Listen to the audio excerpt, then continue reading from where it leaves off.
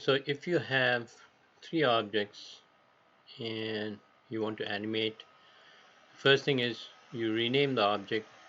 So first I will go and name it,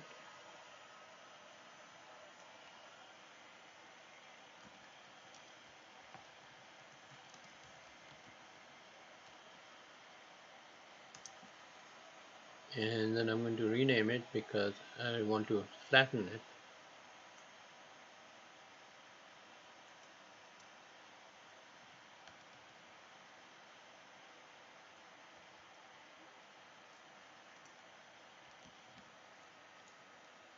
So I just add flatten.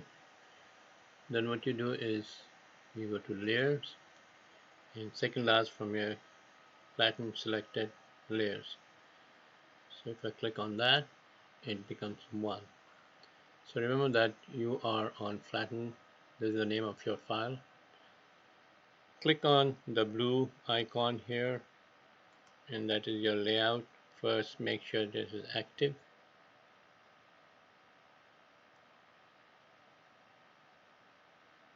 and you can always go back here and then go in this corner over here and send object to layout. So now you're seeing the layout where you do the animation. So you press D and make a double viewport. One is your camera, what the camera is seeing, and one is your perspective viewport, which you have worked before.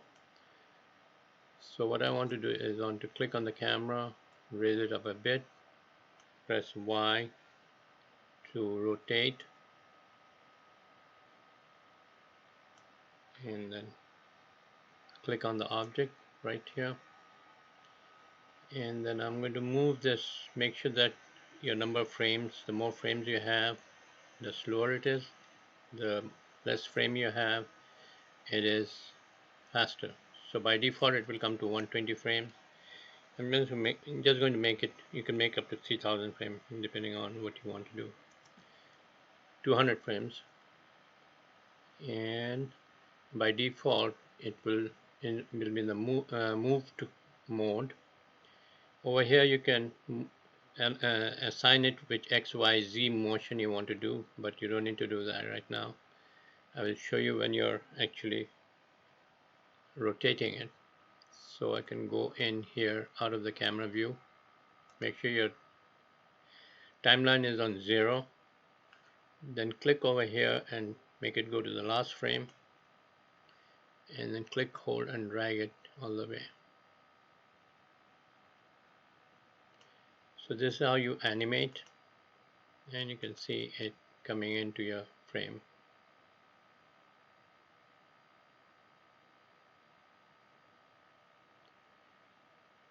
So you want to come to 100 frame and you want to rotate it, so you press Y. This is your rotation, and this is the axis you want to rotate. So you'll be rotating on the red axis. So you deactivate the other axis over here, and then you start rotating it. With your left mouse button you can move left and right, and then you can go to the last frame,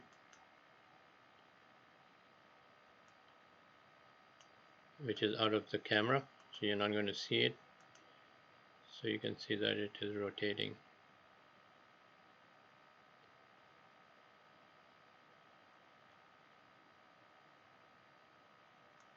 So what you can do is also you can go to the 100 frame. You can deactivate this frame by pressing delete on sorry, you can press the minus key on your right hand keyboard.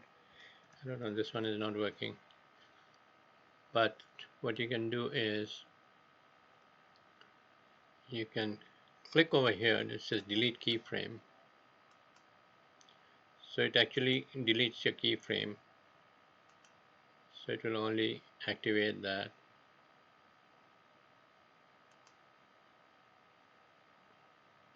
So what I would expect you to do is I can click on 100, click on delete keyframe, then go back to this one, delete keyframe, and then bring this back here by pressing T. T is for move, and then I can press Y, and then I can go to 200, and I just want it to move over here. So basically I can go in and rotate it with my left mouse button, moving left to right. So what is happening is now you can see it is only moving left and right. So I want you all just to do that. How it will render, I'll talk a little bit in class about how it will render. Basically, what you see in grayscale is not how the camera will render. Camera will render it like this. So you can see that it is real-time rendering, that's why you're getting all the pixelation, but that's not how it's going to render. This is the first step, and then I'll show you how to go to render tab here and set up the render, what do you call it, properties. So if you click on that, your output property will be where you're going to use the render property. Hope this helps, and I'll talk to you more about that in class.